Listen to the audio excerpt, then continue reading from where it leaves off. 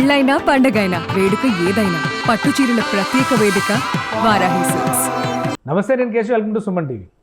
సామాజిక మాధ్యమాలు, ముఖ్యంగా సోషల్ మీడియా, దీన్ని ఏ విధంగా ఉపయోగించాలి, దానికి ఉన్నటువంటి పరిధులు పరిమితులు అర్థం చేసుకుని మంచిగా ఉపయోగించాలా, చెడుకు ఉపయోగించాలా, ఈ విచక్షణ, ఈ జ్ఞానం ఎంతమందిలో ఉంది? ఇప్పుడు ఈ ప్రశ్న ఆంధ్రప్రదేశ్లో చర్చనీయాంశంగా మారింది. రాష్ట్రంలో అనేక నగరాల్లో పలు రకాల హోర్డింగ్స్ ఎస్టాబ్లిష్ అవుతున్నాయి. ఈ హోర్డింగ్స్ పైన సామాజిక మాధ్యమాలని సమాజ ప్రయోజనాల కోసం ఉపయోగిద్దాం అంటూ కొటేషన్స్, క్యాప్షన్స్ తెలుగు, ఇంగ్లీష్ భాషల్లో కనిపిస్తున్నాయి. ఇవి ఎవరు పెడుతున్నారు అనేటువంటి చర్చ కూడా ఆసక్తికరంగా మారింది. అయితే ప్రభుత్వ పక్షానే ఇవన్నీ కూడా ఏర్పాట్లు జరుగుతున్నట్టుగా తెలుస్తుంది. ఎంతవరకు ఈ బోర్డులు పెట్టడం వలన ప్రయోజనం కలుగుతుంది, అసలు ఏ లక్ష్యంతో ఈ బోర్డులను పెడుతున్నారు, విశ్లేషించే ప్రయత్నం చేద్దాం. మనతో పాటు సుబ్రహ్మణ్యం గారు, అనలిస్ట్ ఉన్నారు. సుబ్రహ్మణ్యం గారు, నమస్కారం. నమస్తే సార్. ఈ బోర్డ్స్ పైన క్యాప్షన్స్ వెరైటీగా ఉన్నాయి. 3 కోతుల గాంధీ గారి సూచనలు మనం ఇప్పటివరకు చూసేవాళ్ళం. అంటే చెడు వినొద్దు, చెడు మాట్లాడుతూ చెడు చూడొద్దు. ఇప్పుడు ఏదో ఒక 4వ కోతిని ఎస్టాబ్లిష్ చేశారు. ఆంధ్రప్రదేశ్లో ఫస్ట్ అమరావతిలో స్టార్ట్ అయినాయి, తర్వాత విశాఖపట్నం, తిరుపతి, ఇట్లా అనేక నగరాల్లో పెడుతున్నారు. ప్రభుత్వమే పెడుతుందని చెప్పని ఇన్ఫర్మేషన్ అయితే ఉంది. ఏంటి అసలు వీటి సారాంశం ఏంటి, ఏ లక్ష్యంతో పెడుతున్నారు అనుకోవాలి? సార్, ఇది ఒక ఎక్సలెంట్ మూవ్గా ఆలోచించాలి, ఒక మంచి నిర్ణయంగా చూడాలా. ఒక ఆధునిక ఆలోచనలు, తర్వాత ఒక గొప్ప ఆలోచనల విధానంతో నుంచి వచ్చినటువంటి ఆలోచనగా చూడాలి. ఎందుకంటే 2 విషయాలు ప్రజల మనుగడకి మంచిది కాదు. ఒకటేంటంటే వ్యక్తిగతంగా దూషించడం మనం అనాగరిక కాలానికి తీసుకెళ్ళిపోతుంది. మళ్ళీ అది ఆ వ్యక్తిగత దోషణల వల్ల ఎంతమంది మనోభావాలు దెబ్బతిన్నాయి, ఎంతమంది జీవితాలు తలకిందులైనాయన్న విషయం గత 5 సంవత్సరాలుగా మనం చూసినాం. సభ్య సమాజం తలదించుకునే విధంగా వ్యక్తిగతంగా దూషించడము, క్యారెక్టర్ని అసాసినేట్ చేయడము అన్నది ఎంత అనాగరికంగా జరిగిందో చూసినాం. అది ప్రభుత్వాలకి మంచిది కాదు, ప్రజలకి మంచిది కాదు. అసలు నాగరికత ప్రపంచంలో అవి ఒప్పుకునేటటువంటి విషయాలే కాదు. దీనివల్ల ప్రజలకే నష్టం. ప్రభుత్వాలు ఉపయోగపడచ్చు, వాళ్ళకు ఉపయోగపడచ్చేమో కానీ, కొన్ని ప్రభుత్వాలకి ఇది ఉపయోగపడచ్చేమో కానీ రాజకీయ అవసరాలకు ఉపయోగపడతాయి. ప్రజల జీవన ప్రమాణాలు మార్చేదానికి, వాళ్ళ బతుకులు బాగుపడేదానికి ఎట్టి పరిస్థితుల్లో ఉపయోగపడవు. వాళ్ళ రక్షణకు కూడా ఉపయోగపడినటువంటి ఒక అనాగరిక ఆలోచన ధోరణి అది. 2వ పాయింట్ వచ్చేసి అసత్యాల ప్రచారం అనేది, అది కూడా ప్రజలే నష్టపోతారు. ప్రభుత్వాలు నష్టపోయి, మేబీ ఒక ప్రభుత్వం అంటే ఒక పార్టీ నష్టపోతుంది, ఇంకొక పార్టీకి ఉపయోగపడుతుందేమో కానీ అల్టిమేట్గా గొర్రెలయ్యేది మాత్రం ప్రజలే. ఈ అసత్య ప్రచారాలు నమ్మి వాళ్ళ విచక్షణకి పని పెట్టకుండా ఈటి ఒక మాయలో పడి వాళ్ళు ఒక చెడు నిర్ణయాలు తీసుకుంటే వాళ్ళ భవిష్యత్తే దెబ్బతింటుంది. ఎలాగంటే ఒక చెయ్యని విషయాన్ని చేసినామని పదే ఈ సోషల్ మీడియాలు వాడి అసత్య ప్రచారం, అది ఒక రకంగా ప్రాపగండా చేస్తే అది చేయొచ్చు. కానీ ఎదుటి వ్యక్తుల్ని డ్యామేజ్ చేసే విధంగా చేస్తున్నటువంటివి, దూషించడం అనేది, వాటిని ఉన్నట్టుగా జరగని వాటిని జరిగినట్టుగా, ఇవి కదా అసలు ప్రమాదకరమైనటువంటి అంశాలు. ఈ 2 ప్రజలకు మంచిది కాదు. అది ఆ ప్రభుత్వానికి సంబంధించిన వాళ్ళైనా, ఈ ప్రభుత్వానికి సంబంధించిన ఏ పార్టీకి సంబంధించినటువంటి ఒక సామాన్యుడికి చెడు చేసేదే ఇవి 2. ఈ అవగాహన తీసుకొచ్చే దిశగా ఇప్పుడు ప్రభుత్వం ఆలోచన చేయడం అన్నది ఒక గొప్ప కార్యక్రమంగానే చూడాలి మనం.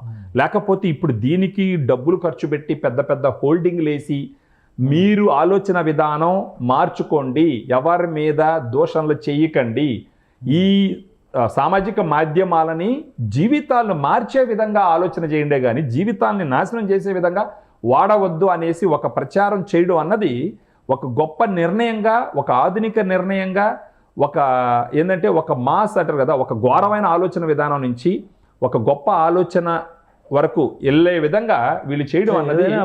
ప్రజలు కూడా పిల్లల లాంటి వాళ్ళే కదా. అవును, పిల్లలకి తప్పు చేస్తుంటే చెప్తే మార్చుకుంటారు. అవును, చెప్పకపోతే అదే విధంగా ఉంటారు. ఇప్పుడు ఫర్ ఎగ్జాంపుల్ మీరు చూసినారంటే సార్, ఇప్పుడు ఈ ప్రభుత్వం అయినా సరే, ఆ ప్రభుత్వం అయినా సరే, చెడు నిర్ణయమే అంటే ఎవరైనా కానీ దాన్ని ఆ నిర్ణయంగానే. ఇప్పుడు సమస్య వస్తుందంటే ఒక చెడు నిర్ణయం అని చెప్పడం కూడా చెడుగా ప్రచారం చేసే పరిస్థితి వస్తుంది. సోషల్ మీడియా నుంచి ఉన్నటువంటి అడ్వాంటేజ్ అదే కదా. దాన్ని ఎలా బ్రేక్ చేస్తారు? ఇప్పుడు ఇలా చెప్పినంత మాత్రాన, హోర్డింగ్స్ పెట్టినంత మాత్రాన ప్రజల్లో మార్పు వస్తుంది సార్. ఇప్పుడు మార్పు అనేది ఒక మనిషితోనే స్టార్ట్ అవుతుంది సార్. మీరు హిస్టరీలో చూసినా కూడా స్వతంత్రానికి సంబంధించి మన మహాత్మా గాంధీ గారు ముందర నడిస్తే తర్వాత అందరూ వచ్చినారనమాట. అదేవిధంగా మార్పు అనేది ఒక మనిషి నుంచే స్టార్ట్ అవుతుంది. ఇప్పుడు ఇలాంటివి ఈ మార్పు ఫస్ట్ ప్రభుత్వం తీసుకొని రావాలన్న వ్యక్తిత్వం ఎవరి దగ్గర ఉందో అతనికి సెల్యూట్ చేయాలి ఫస్ట్. ఇప్పుడు వీటిని చూసి చదువుకొని విచక్షణ జ్ఞానం ఉన్న వాళ్ళు ఒక సమూహం మారిందనుకోండి, వీళ్ళు వాళ్ళ పక్కన ఉన్న వాళ్ళకు కూడా ఇదే ఆలోచన పెంపొందించేదానికి అవకాశాలు ఎక్కువ ఉంటాయి కదా. ఇప్పుడు నేను చూసిన నీ బోర్డు, నా ఆలోచన విధానంలో మార్పు వచ్చింది, నా చుట్టుపక్కల ఉన్న వాళ్ళకు కూడా అలాంటి ఆలోచన వచ్చే విధంగా నేను ఇన్ఫ్లుయెన్స్ చేస్తాను కదా. సో ఏది కూడా ప్రభుత్వం, ఇప్పుడు ప్రజలు కూడా వైసీపీ గ్లాసులు పెట్టుకునే చూడకూడదు, అదేవిధంగా టీడీపీ గ్లాసులు పెట్టుకునే చూడకూడదు, అసలు గ్లాసులతో సంబంధం ఉండకూడదు, మామూలు వాళ్ళకున్న గ్లాసులతోనే చూడాలా. వాళ్ళైనా వీళ్ళైనా సరే ఎవరు మంచి చేస్తుంటే వాళ్ళని అభినందించి మోటివేట్ చేయాలా, ఎవరు చెడు చేస్తుంటే వాళ్ళని ఖండించాలా. ఆ విధంగా ఇప్పుడు ఈ క్యాంపెయిన్ వచ్చేసి చెడు మాట్లాడద్దు, చెడు చూడొద్దు, చెడు వినొద్దు, అసత్యాల ప్రచారం చేయొద్దు, ఎదుటి వ్యక్తుల్ని దూషించకూడదు అన్నటువంటి ఆలోచన స్వతహాగా ప్రజల్లో వచ్చుండాలి ఈ పాటికి. కానీ కొన్నిసార్లు ఏమవుతుందంటే కొన్ని ప్రభుత్వాలు తీసుకునే నిర్ణయాల వల్ల మంచి మనుషులు కూడా చెడుగా అవతల వ్యక్తుల కవింపులు కూడా ప్రజల్ని దానిలోకి లాగే, బురదలోకి లాగే అవకాశం అదే విధంగా జరిగింది. ఇప్పుడు అంటే ఇంత సీరియస్ గా ప్రభుత్వం క్యాంపెయిన్ చేస్తుంది అని అనుకుంటే, అవును, డిజిటల్ మీడియా నియంత్రణకి చట్టాలు తీసుకొచ్చిన మీన్స్ సోషల్ మీడియా నియంత్రణకి ప్రధానంగా చట్టాలు తీసుకొచ్చేటువంటి ప్రయత్నంలో భాగంగా ఇది జరుగుతుంది అని ఒక ప్రచారం. ఆల్రెడీ వాళ్ళు చట్టాలు చేసి తెస్తున్నారు సార్. తెస్తారు. కేవలం అంటే మనిషిని ఓన్లీ బెదిరించి అంటే ప్రతిసారి కర్రతో కొట్టే మార్చలేం కదా. ఇప్పుడు ఎద్దులు ఉంటాయి, దున్నతోన మనం ఫస్ట్ డ్ర పా అంటాం, వినకపోతే ముళ్ళకర్రతో పడుస్తాం. సో ప్రజల్లో మార్పు రావాలంటే, స్వతహాగా మార్పు రావాలంటే ఫస్ట్ డ్ర పాప అనాలా. ఆ డ్ర పాప అనే దాంట్లో భాగమే ఈ బోర్డులు. ఇప్పుడు మాట వినకపోతే మళ్ళీ ముళ్ళగర తీస్తారు. ఆ ముళ్ళగర అనేది చట్టాలు అవన్నీ వస్తాయి. సో ఇప్పుడు ఈ ప్రచారాన్ని ఎలా చూడాలంటే, ప్రజల్లో చైతన్యం చేయడానికి, వాళ్ళ ఆలోచన విధానాన్ని మార్చడానికి, దీనివల్ల ప్రభుత్వాలకి మేలు సంగతి పక్కన పెట్టండి సార్. ఇప్పుడు దీనివల్ల ఫర్ ఎగ్జాంపుల్ అనుకుందాం, ఇప్పుడు అసత్యాన్ని ప్రచారం చేయకూడదు, దూషణ చేయకూడదు ఈ సామాజిక మాధ్యమాల్లో అని చెప్పేసి ప్రస్తుత కూటమి ప్రభుత్వం చెప్తుంది. ఇలా వీళ్ళు చెప్తున్నారు అంటే వీళ్ళ ప్రభుత్వంలో ఉన్న వాళ్ళను కూడా మేము కంట్రోల్ చేస్తామని చెప్పడమే కదా అర్థం. ఇప్పుడు అంతే కదా సార్ అర్థం. అంటే ప్రజలకు ఇలాంటి ఆలోచన విధానాన్ని తీసుకురావాలన్నప్పుడు వీళ్ళతో పాటు ఉన్న క్యాడర్కి కానీ, వీళ్ళలో ఉన్న నాయకులకు కానీ మీరు కూడా ఇలా చేయకూడదు అని డైరెక్ట్గా మెసేజ్ ఇవ్వడం. సో ఒక వర్గం ఇలా తయారైందంటే కొద్ది రోజులు చూసి ఎంత కఠినాత్ములైనా సరే అవతల పక్కన కొన్నిసార్లు అరెస్టులు అవుతున్నా కానీ చేంజ్ రావట్లే కదా, మార్పు అనేది రావట్లే కదా. దానికి ముళ్ళకర్రలు ఉన్నాయి సార్, దానికి ముళ్ళకర్రలు ఉన్నాయి. ఇప్పుడు చట్టాలు తీసుకొచ్చినారు. ఇప్పుడు మీరు ఒక్కటి గమనించాలి సార్, గత 6 నెలల క్రితం ఇప్పుడు జరుగుతున్నటువంటి పరిస్థితులు సోషల్ మాధ్యమాలు మార్పు మీరు గమనిస్తున్నారా లేదా? ఇంతకు ముందా చాలా వరకు తగ్గింది సార్, కొత్త కాదు, చాలా వరకు తగ్గింది. కొంతమందికి ముళ్ళకారలతో పొడిచినారు చాలా మందిని తీసుకొచ్చి రీసెంట్గా కూడా చూస్తున్నాం. ఒక మహిళ వచ్చి అంటే ఈ సోషల్ మీడియాలో పోస్టులు పెట్టి విపరీత ద్వారంలో ప్రవర్తించిన వాళ్ళందరినీ కస్టడీలోకి తీసుకోవడం, వాళ్ళకి చెప్పాల్సిన లాంగ్వేజ్లో చెప్పినందువల్ల ఎంతోమంది క్షమాపణ లేఖలు కూడా రాసినారు కదా సార్. శ్రీరెడ్డి లాంటి వాళ్ళు నన్ను క్షమించండి, నేను మీదట ఇలా మాట్లాడను, రాజకీయాల గురించి మాట్లాడని చెప్పేసి లేఖలు విడుదల చేసిన సందర్భాలు ఉన్నాయి కదా. అంటే వాళ్ళని అరెస్ట్ చేస్తారనే భయంతో చేసిన ప్రకటనలకి ఎక్కడో దగ్గర భయం అయితే మొదలైంది కదా సార్. భయం అయితే మొదలైంది. ఇప్పుడు చట్టాలు కూడా కొంచెం గట్టి అయినాయంటే over a period of time. అంటే ఇప్పుడు రోజు నేను చెడు మాట్లాడుతూ ఉన్నాను అనుకోండి, అంటే ఒక పనిని ఇప్పుడు నాకు బేసిక్గా అలవాటు లేదు సార్. ఫర్ ఎగ్జాంపుల్ రోజు ఒక అసత్యాన్ని ప్రచారం చేస్తా ఉండ 3 నెలల పాటు ఏదో ఒక ప్రలోభం కోసం నేను చేసినట్టు 3 నెలల తర్వాత అది నాకు అలవాటు అయిపోతుంది. ఇప్పుడు అట్లీస్ట్ అలవాటుని బ్రేక్ చేస్తారు కదా వీళ్ళు. కొంత భయం, కొంత బాధ్యత రెండు వచ్చినాయి కదా. సో ఇలాంటి ఇది యాక్చువల్గా నాకు ఈ ఆలోచన ఉండింది సార్. యాక్చువల్గా ఏంటంటే ఈ సోషల్ మీడియాని పాజిటివ్గా ఏ విధంగా వాడుకోవాలన్నది గవర్నమెంట్ ప్రచారం చేస్తే బాగుంటుందన్న ఆలోచన నాకు కూడా ఉండింది యాక్చువల్గా. ఇప్పుడు ప్రభుత్వం ఈ విధంగా పోవడం అన్నది ఎంతో శుభ పరిణామం. అది వ్యక్తుల పరంగా వాళ్ళ వ్యక్తిత్వం మారుతుంది, రాష్ట్ర పరంగా కూడా. దేశంలో ఒక రాష్ట్రం ఒక మాట వస్తే బీహార్ అంటారు. బీహార్ అంటే అర్థం ఏంటి సార్? అనాగరిక ఆలోచన, అనాగరిక చేష్టలు అవి చేస్తారు, అలా ఉంటారు కాబట్టి బీహార్ అని వర్ణించినారు ఆంధ్రప్రదేశ్ని. ఇప్పుడు అవన్నీ పూర్తిగా పోయి ఎంతో నాగరికత వైపు ఆలోచన విధానం మారిందంటే వ్యక్తిగతంగా ఆ పార్టీలో ఉన్నప్పటికీ ఈ పార్టీలో ఉన్నప్పటికీ వ్యక్తిగతంగా వాళ్ళకి మంచి జరుగుతుంది, కుటుంబ పరంగా కూడా ఎలాంటి చెడు జరగదు, సమాజ పరంగా కూడా వీళ్ళ వల్ల చెడు జరగకుండా ఆగేదానికి ఇలాంటి ప్రచారాలు ఎంతో ఉపయోగపడతాయి అన్నది నా నమ్మకం. అంటే సామధాన భేద దండోపాయాలు అంటే రెండు వాడుతున్నారు. ఇప్పుడు ఒక రకంగా అవేర్నెస్ క్రియేట్ చేసే ప్రయత్నం చేస్తున్నారు. అవును, ఇక్కడ నుంచి రియాక్షన్స్ సరిగా రాకపోతే కనుక దండోపాయం ఎలాగుంటుంది సార్? ఇప్పుడు మీరు చూసినట్టు కొంతమంది ప్రత్యేకించి యూట్యూబ్ ఛానల్స్ పెట్టి ఇప్పుడు ఒక ప్రభుత్వానికి మీరు మంచి మాట్లాడచ్చు, వాళ్ళు మంచి చేసినప్పుడు ఖచ్చితంగా మంచి మాట్లాడండి. వాళ్ళు చేసిన మంచిని ఒక 50% ఉంటే 70% అని కూడా చెప్పుకోండి, ఇబ్బంది ఏం లేదు. చెడు చేసింది కూడా ఒక యాంగిల్లో, చిన్న ఎగ్జాంపుల్ ఇప్పుడు నేను చెప్తాను సార్. నేను చూసిన ఒక యూట్యూబ్ ఛానల్లో స్కూల్లో టీచర్లు బాత్రూంలో పోయి ఫోటోలు తీసి అప్లోడ్ చేయాలన్నది ఒక యాక్టివిటీ ఇంతకు ముందర ఉనింది. దాంట్లో టీచర్లు కొంత వ్యతిరేకతని ఎక్స్ప్రెస్ చేసినప్పుడు ఆ యూట్యూబర్ మాట్లాడతాడు ఏంటంటే, అలా ఫోటోలు తీసి పెట్టడం తప్పు కాదు అంటాడు.